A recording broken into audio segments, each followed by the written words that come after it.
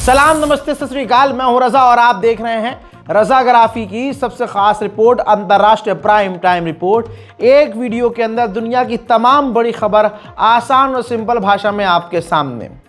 हजरात, मोदी सरकार को, भारत को जोरदार झटका बांग्लादेश ने दिया है। बांग्लादेश ने जो स्पेशल ज़मीन जो हमें आवंटित की गई थी, भारत को दी गई थी, पिछली सरकार के साथ एग्रीमेंट करने के बाद वो छीन ली है। रिपोर्ट दैनिक भास्कर की स्क्रीन पर इसलिए लगा रहा हूं ताकि कोई मोदी भक्त पिल्लों की तरह ना कर पाए। हजरात, ये देख लीजिए, अंध भक्तों के बाप की औकात ये है कि बांग्लादेश भी मुंह में मूत के जा रहा है। बताना चाहूंगा कि बांग्लादेश ने चटगांव में भारत को दी गई सेज स्पेशल इकोनॉमिक जोन का जो ज़मीन आवंटन दिया गया था वो रद्द कर दिया है। यूनुस सरकार ने यह ज़मीन चीन को उल्टा ड्रोन बनाने के लिए दे दी है। लगभग 880 एकड़ में फैली इस ज़मीन में इस साल के आखिर तक ही प्रोडक्शन शुरू हो जाएगा। ड्रोन टेक्नोलॉजी ट्रांसफ़र करने के लिए भी चीन राज़ी हो गया है बांग्लादेश को। यहाँ मीडियम रेंज और वर्टिकल लिफ्ट वाले ड्रोन बनाए जाएंगे। चटगांव प्लांट भारतीय सीमा से सिर्फ और सिर्फ 100 किलोमीटर दूर है। बांग्लादेश दक्षिण एशिया में भारत पाकिस्तान के बाद ड्रोन बनाने वाला तीसरा देश बन जाएगा। दूसरी ओर चीन ने बीते साल बांग्लादेश को 20 J-10C फाइटर जेट देने की भी डील करी थी और सप्लाई भी इस साल शुरू हो जाएगी।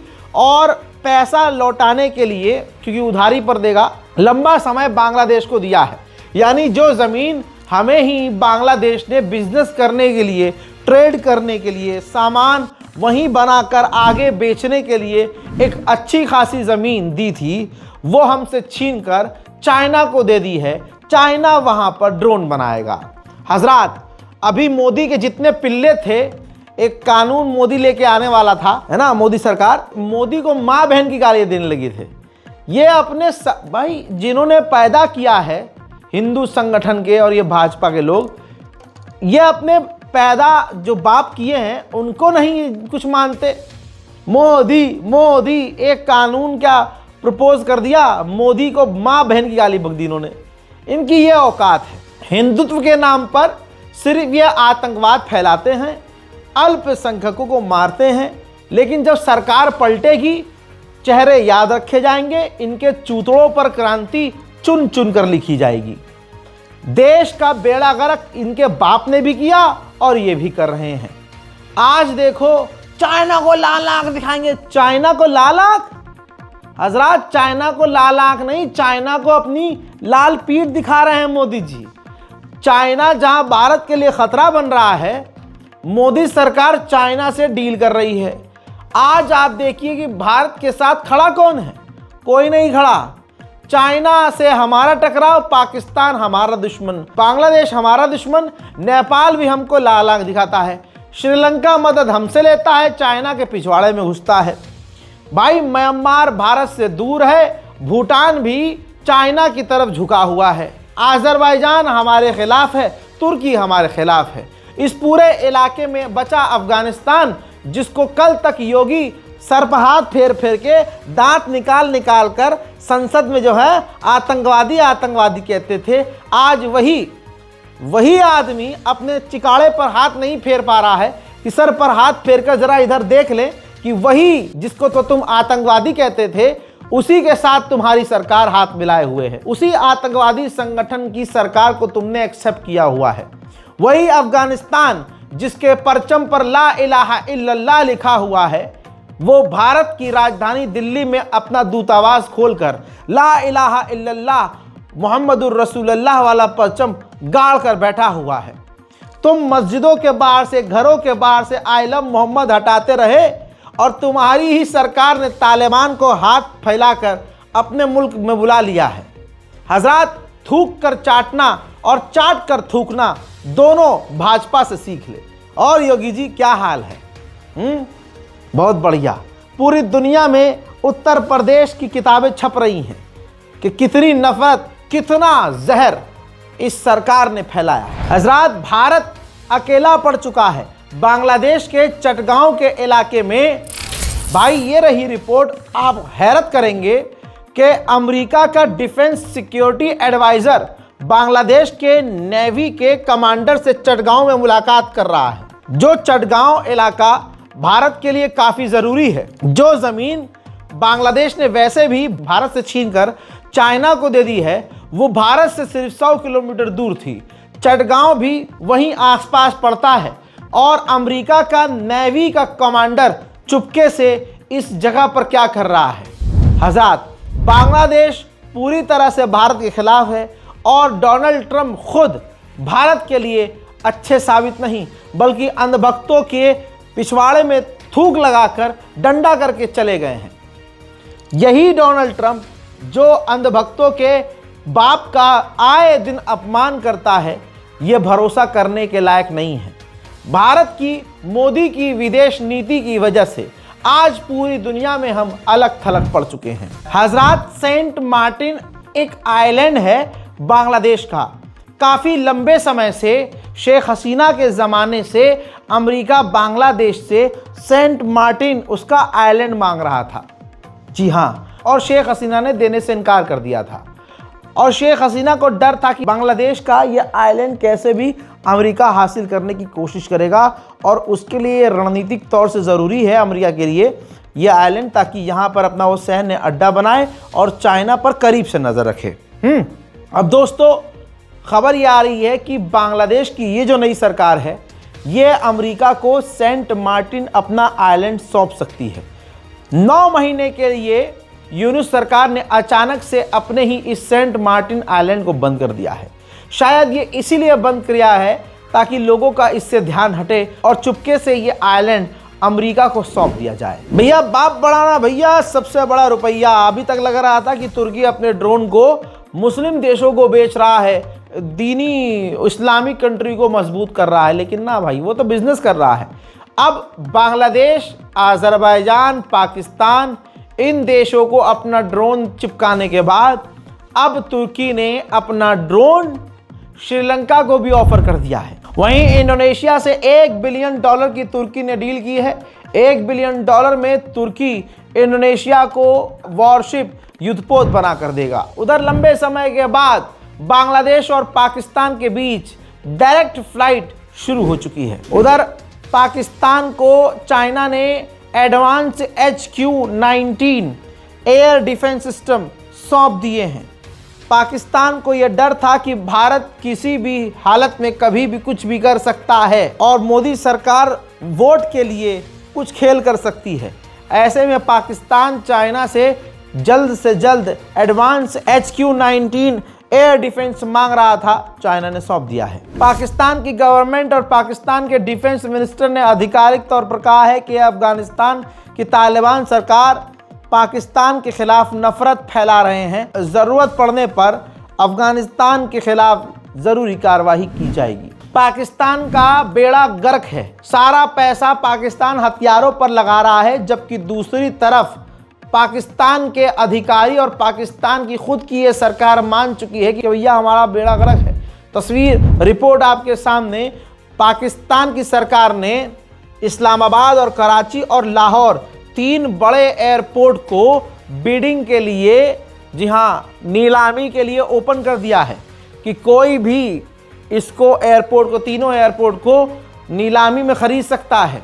मैं तो कह रहा हूं अदानी से कि भाई पाकिस्तान के ये तीनों एयरपोर्ट ले लो भैया। उधर पाकिस्तान ने बलोच लोगों के ऊपर आतंकवादी हमले किए और पाकिस्तान ने ही जानकारी दी कि हमारे इस सेक्शन में 10 हमारे जो फौजी हैं वो मारे गए और 70 बलोच के आतंकवादियों को हमने कत्ल किया। लगभग 80 लोग मारे गए। लेकिन मेरे दोस्तों, दूसरी तरफ बलोच संगठन ने कहा है कि इस झड़प में हमने 84 पाकिस्तान के आर्मी के जवानों को कत्ल किया है। मेरे दोस्तों, पाकिस्तान के अंदर मौजूद बलोच लोगों ने, बलोच संगठन ने पाकिस्तान की सेना को पीछे खदेड़ा और कई गांवों पर कब्जा कर लिया है, जिसका ये वीडियो आपके सामने है।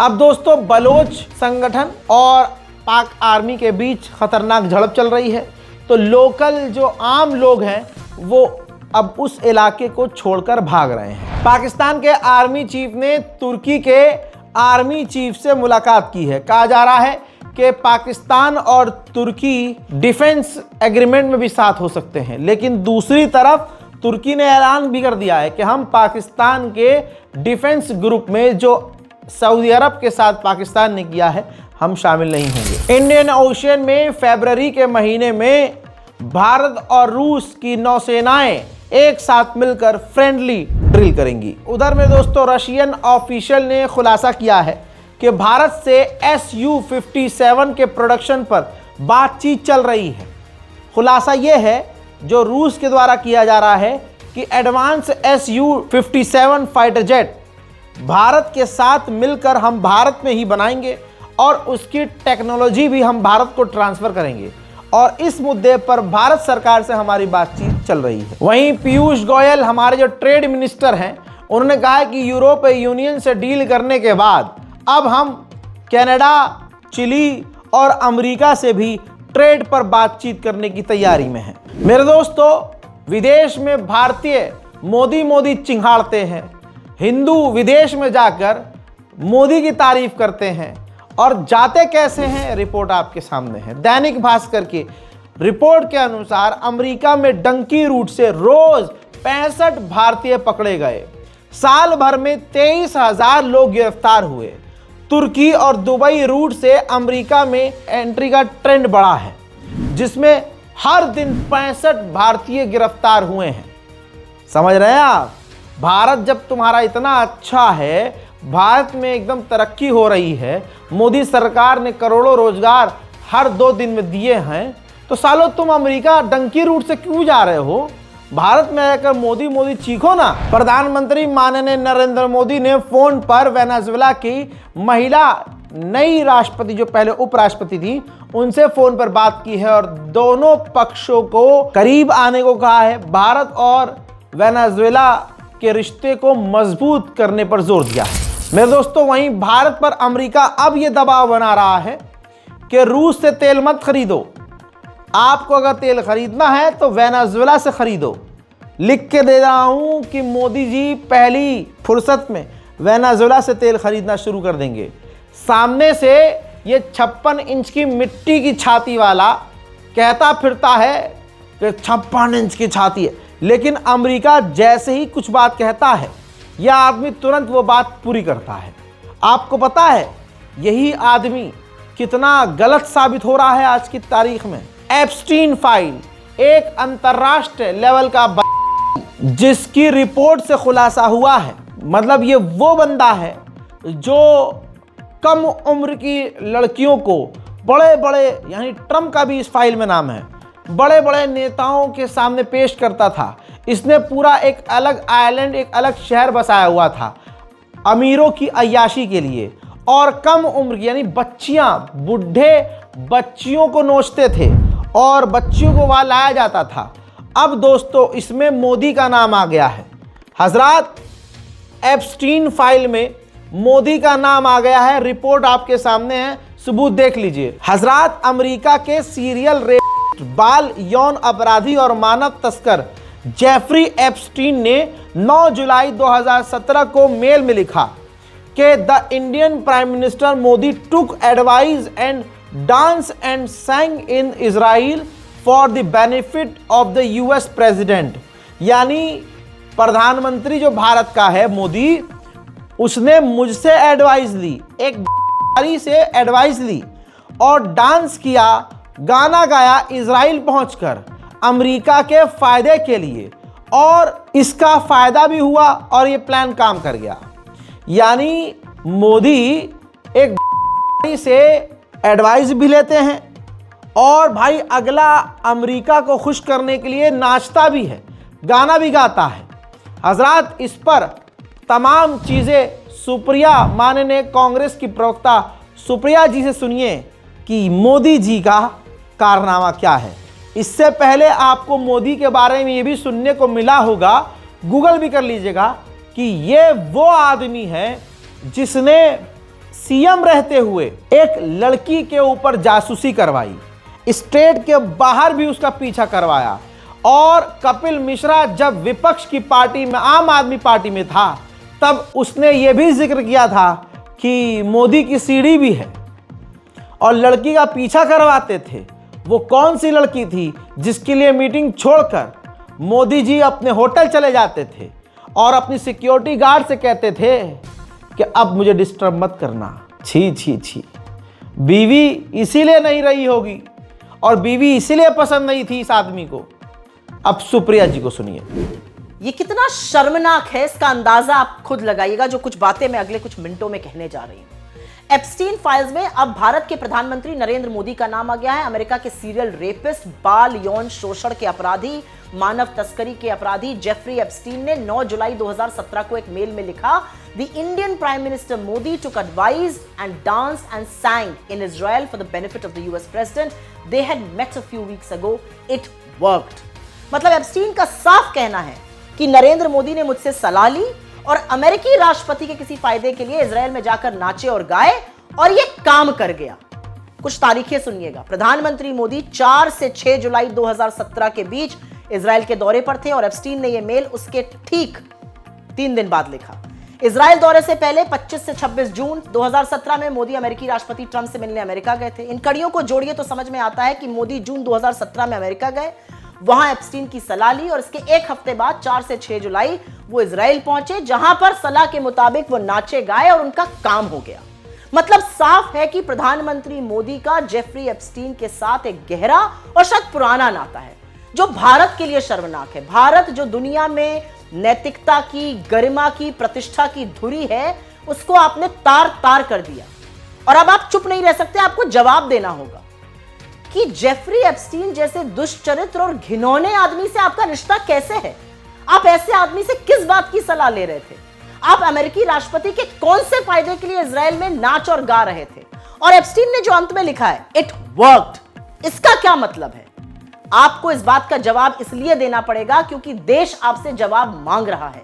एक ऐसे व्यक्ति, छी छी छी छी, ऐसा आदमी भारत का प्रधानमंत्री है तो आगे अब क्या होना है? हजरात, जितने आपको बड़े नेता मिलेंगे भाजपा के, जहर फैलाते हुए मिलेंगे। हजरात, बस इन जहरीले बयानों को कभी भूलना नहीं है, इन चेहरों को भूलना नहीं है। जब वक्त बदलेगा, सरकार बदलेगी, तो चुन चुन के इनसे हिसाब लिया जाएगा। हजरात, ये देख लीजिए, अमेरिकी बेस्ड रिसर्च ग्रुप ने भाई रिकॉर्ड किया है 1318 केस हुए हैं सिर्फ सन 2025 में मुसलमानों और ईसाइयों के खिलाफ। एक दिन देखिएगा, इसी मोदी और ये बजरंग दल, जहरीले दल और हिंदू संगठनों की नफरत की वजह से दुनिया भारत पर बैन लगाने की मांग करेगी। उधर अमेरिकी इंटेलिजेंस का यूएई से टकराव हो गया है। जी हां, अमेरिका के गुलाम यूएई ने गद्दारी कर दी है। अमेरिकी इंटेलिजेंस ऑफिसर ने खुलासा किया है कि यूएई ने अमेरिकी हथियारों की जानकारी चाइना को सौंपी है और अमेरिकी इंटेलिजेंस ऑफिसर की जानकारी भी रशिया को सौंपी है। यानी अमेरिका अब यूएई से नाराज हो रहा है क्योंकि यूएई तो अमेरिका का भी सगा नहीं निकला है। हजरात, पूरी दुनिया का अंतर्राष्ट्रीय भिखारी, दुनिया का सबसे बड़ा भिखारी है पाकिस्तान का प्रधानमंत्री। हजरात, पाकिस्तान का प्रधानमंत्री अपने आप को भिखारी कबूल कर रहा है। खुद कह रहा है शहबाज शरीफ कि मुझे शर्म आती है कि जब मैं और अपनी टीम के साथ कहीं विदेश जाते हैं तो भीख मांगते हैं, पैसा मांगते हैं। सुनिए।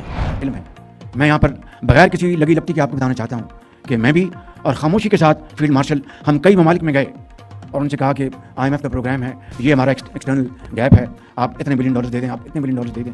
मैं उन ममालिक का, दोस्त ममालिक का बेहद शुक्रगुजार हूँ कि जिन्होंने हमारी पजीराई की।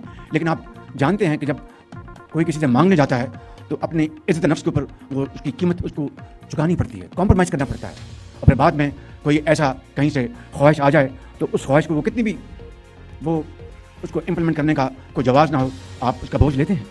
तो मैं समझता हूँ कि ये वो हालात हैं जिनसे हम गुजरे। फिर इन ममालिक में यूएन ने ऐलान किया है, कहा है कि हमारी संस्था कोलैप्स होने वाली है, बंद होने वाली है, क्योंकि हमारे पास फंड नहीं है, पैसा नहीं है, खत्म होने वाला है सब कुछ। The Secretary General has, as you know, repeatedly made clear the problem both of non-payment of Jews by member states and the related problem of the UN being forced to repay member states for budget expenses that it does not budget money that it does not spend, and so those two factors have put us on an unsustainable trajectory. Although more than 150 member states paid their dues last year, we ended 2025 with a record $1.56 billion in outstanding dues, which is more than double that of the previous year.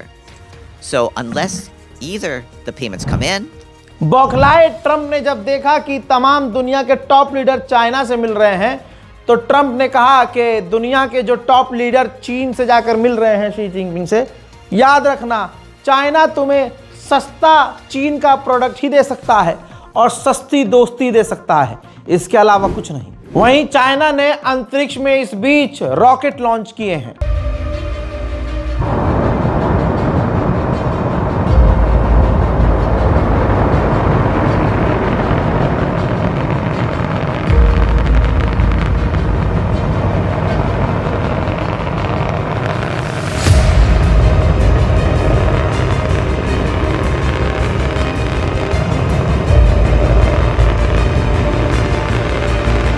उधर America के अंदर अमेरिकी police संगठन ice के खिलाफ अभी भी प्रदर्शन जारी है। डोनाल्ड ट्रंप जो ईरान के साथ करना चाह रहा था, हजरात ऊपर थूका हुआ डोनाल्ड ट्रंप के ही मुंह पर आ चुका है और लगातार पिछले 1 महीने से अमेरिका के अंदर हिंसक प्रदर्शन जारी है।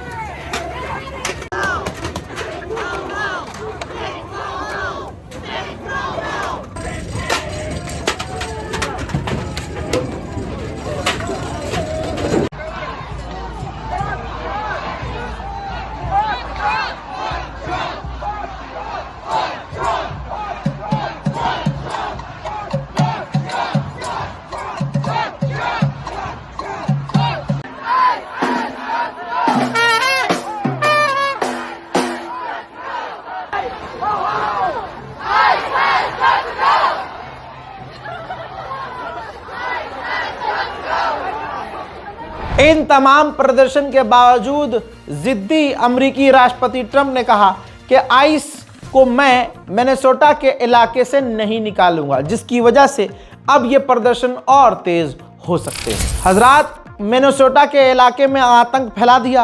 अब मिनेसोटा के बाद ओहायो अमेरिका का एक और स्टेट है, तो आइस का अगला टारगेट है ओहायो, जहां पहुंचकर सबके कागजात चेक किए जाएंगे और इसी तरह से कागजात चेक करने के नाम पर वहां के आम अमेरिकियों को परेशान किया जाएगा।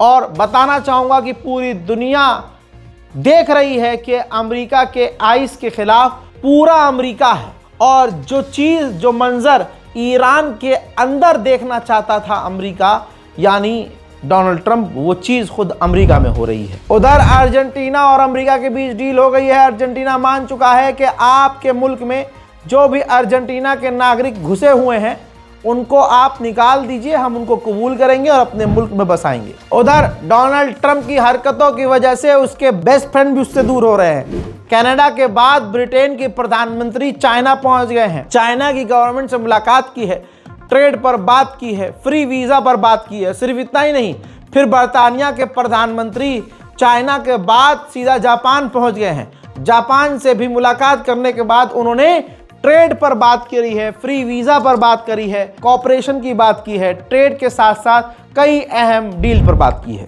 अब अमेरिका का एक और दोस्त फ्रांस पूरी तरह से अमेरिका से किलस चुका है।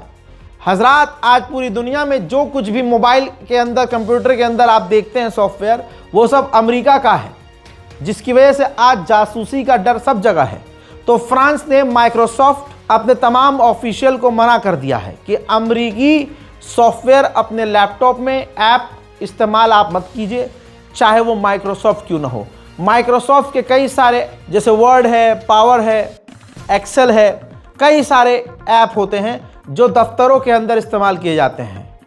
फ्रांस की गवर्नमेंट ने अपने ऑफिशियल्स को मना कर दिया है कि माइक्रोसॉफ्ट इस्तेमाल मत करना। हजरात, अंतर्राष्ट्रीय प्राइम टाइम रिपोर्ट में आज और अभी के लिए इतना ही। इस रिपोर्ट को शेयर करना मत भूलिएगा। अपनी राय कमेंट सेक्शन में जरूर लिखिए। हमारे channel Raza graphy and script subscribe जरूर कीजिए। जय हिंद।